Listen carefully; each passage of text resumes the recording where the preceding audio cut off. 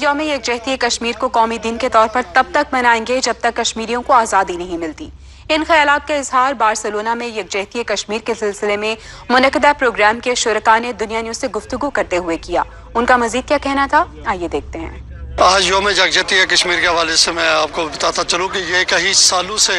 یہ پروگرام جو ہے وہ پاکستانی کمیونٹی اور کشمیری کمیونٹی مل کر آرگنائز کرتے ہیں، تو اسی طریقے سے آج بھی یہ پروگرام جو ہے وہ بڑے جوش و جذبے سے منایا گیا ہے۔ شکر الحمدللہ اللہ تعالیٰ کا بڑا کرم رہا ہے کہ تمام پاکستانی کمیونٹی اور کشمیری کمیونٹی نے اس میں شرکت کر کے اس پروگرام کو بہت کامیاب کیا ہے۔ یہ اسی تسلسل کا نتیجہ ہے جو مقبوضہ کشمیر کے اندر ظلم و ستم ہو رہا ہے، اور اس عزم کے ساتھ اس تسلسل کو جاری رکھیں گے جب تک مقبوضہ کشمیر کے مسلمان آزاد ہو کر پاکستان کا حصہ نہیں بن جاتے۔ اور یہ میں پوری امت مسلمہ سے یہ ریکویسٹ کروں گا کہ 6 ماہ ہو گئے ہیں وہاں پہ کرفیو اور ظلم و ستم کے پہاڑ توڑے جا رہے ہیں، خدا کے لیے اس آواز کو بلند کریں اور ان لوگوں کی تاکہ ان لوگوں کی مشکلیں کم ہوں۔ کشمیریوں کی مدد کے لیے، تعاون کے لیے اور ان کا ساتھ دینے کے لیے ایک مثبت قدم ہے، اور ایسے اقدامات ہمیشہ جیسے پاکستانی کمیونٹی دنیا بھر میں کر رہی ہے، یہ سلسلہ جاری رہنا چاہیے اور اس وقت تک جاری رہنا چاہیے جب تک انڈیا ظلم بند نہیں کرتا۔ سچی بات تو یہ ہے کہ ہمیں اس چیز کو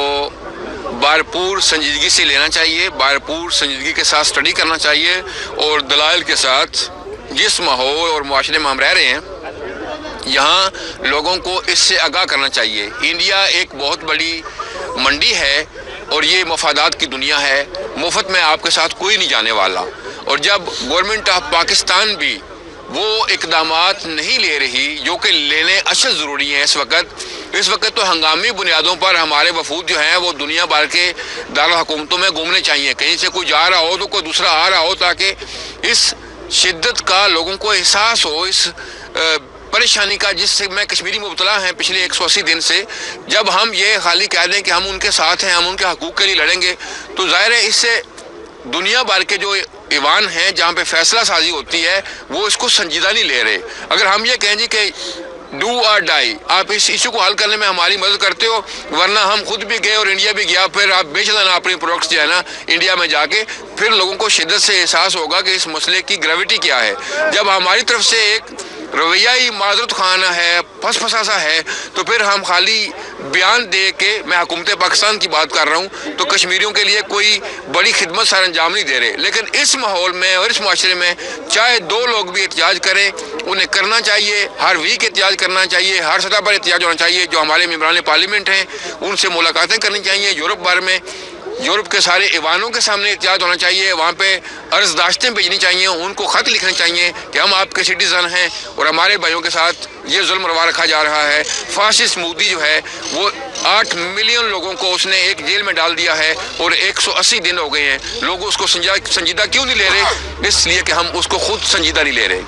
بارسلونا سے آواز اٹھی ہے کہ آزاد کشمیر اور گلگت بلتستان کے لوگوں کو فوجی ٹریننگ دی جائے،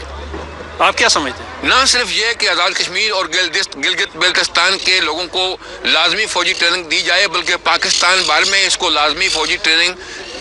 کا آغاز ابھی سے کرنا چاہیے، کیوں کہ ہماری جو باقاعدہ فوج ہے وہ انڈیا سے چھوٹی ہے سائز میں، اور ہمارا دشمن بہت عیار اور بڑا ہے، ہمارے سارے بارڈر اس وقت انسکور ہیں۔ میں چاہتا ہوں کہ پاکستان کے 20 کروڑ عوام ہیں، ان میں جتنے بھی مرد ہیں سب کے لیے اس وقت جو فوجی ٹریننگ ہے وہ لازمی ہے۔ جو کمزور ہوتے ہیں ان کی آواز کی شنوائی نہیں ہوتی۔ پاکستان کے جو اندرونی حالات ہیں، جو اندرونی معاملات ہیں، وہاں کمزوریاں ہیں، پہلے ان کمزوریوں کو دور کرنے کی ضرورت ہے۔ ہمیں اندر سے اپنے آپ کو انٹیکٹ کرنے کی ضرورت ہے، اتحاد اور یکجہتی پیدا کرنے کی ضرورت ہے، اپنے آپ کو مضبوط، جب ہم مضبوط ہوں گے تو ہم ہر کوئی ہماری آواز سنے گا۔ میں یہ امت مسلمہ کو خصوصی یہ پیغام بھیجنا چاہتا ہوں کہ غریب کشمیریوں کی مدد کی جائے، تو یہ بہت ظلم کی بات ہے۔ اگر یہ ابھی نہ اٹھے تو یہ کبھی نہیں اٹھ سکیں گے۔ ابھی سب کو مل کے کشمیر کی آزادی کے لیے تمام جو مسلمانوں پہ ظلم و ستم ہو رہا ہے انڈیا میں، کشمیر میں، ان کا ساتھ دینا چاہیے۔